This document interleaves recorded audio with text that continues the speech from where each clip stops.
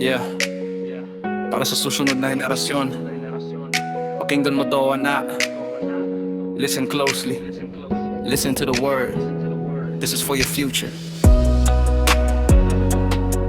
Check. Look, yeah.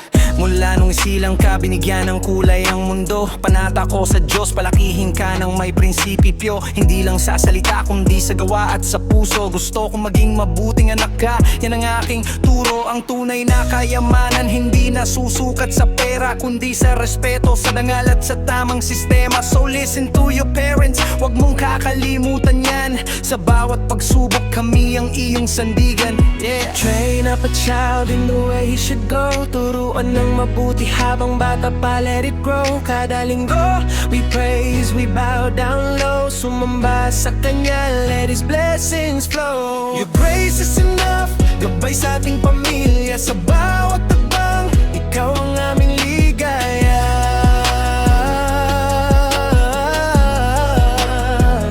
Yeah. Kaya tuwing sasapit ang linggo, walang iwanan sa bahay. Sabay-sabay tayong magsisimba, magpapasalamat sa buhay. Tuturuan kita sumamba, itaas ang iyong mga kamay. Because a family that prays together, hindi mawalay in this crazy world. Text and tech might take your mind, but look up to the heavens, the best love you will find. Maging mabuting tao, matutong magpakumbaba, sundin ang utos ng Ama para buhay mo ay mapala. Kaya nga ang nakasulat sa Proverbs, train up a child in the way he should go.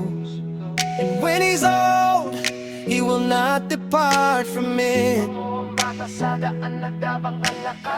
Itanim mo sa puso mo yan, anak.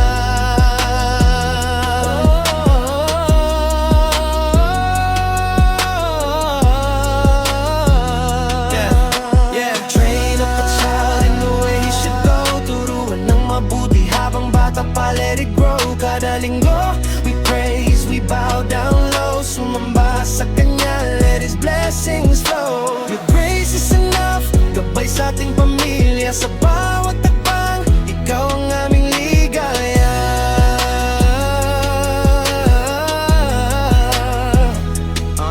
Maging mabuting anak, faith and growth for our future. Kada linggo, sa bahay ng Panginoon, John David Records. Bless up. Fade out, yeah.